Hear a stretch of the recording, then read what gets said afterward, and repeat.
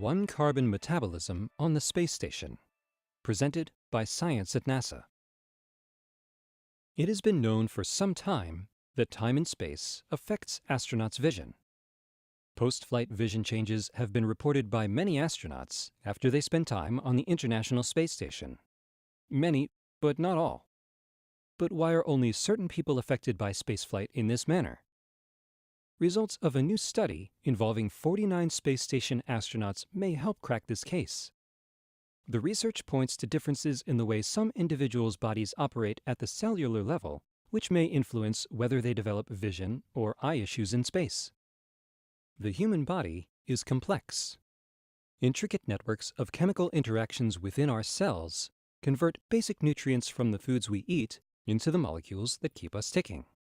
These chemical processes use specific pathways, called metabolic pathways, and are spurred by enzymes, each with its own job to do. Scott M. Smith from the Biomedical Research and Environmental Sciences Division at NASA's Johnson Space Center explains, one of these pathways, called the one-carbon metabolism pathway, moves single carbon atoms from one compound to another in our cells. This is a nutrition and vitamin-rich pathway that involves folate, vitamins B6, B12, and other vitamins, and is extremely important. In the one-carbon pathway, enzymes help by pulling a single carbon atom from a folate or other carbon donor and attaching it to an amino acid, thus converting it to a different amino acid.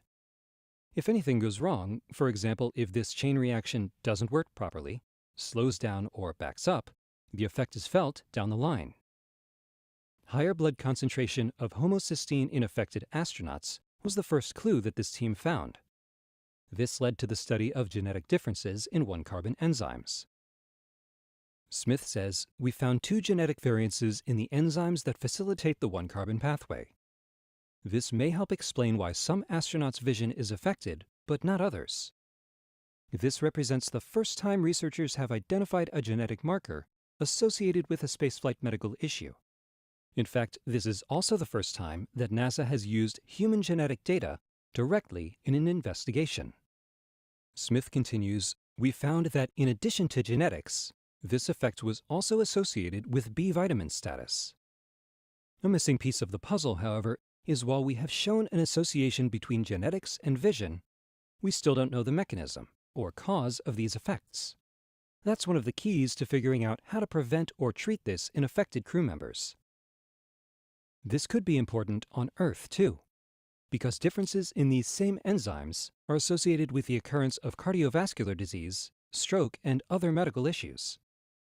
We are also performing research to identify similarities between characteristics of astronauts with vision issues and women with endocrine system disorders, specifically polycystic ovary syndrome, or PCOS.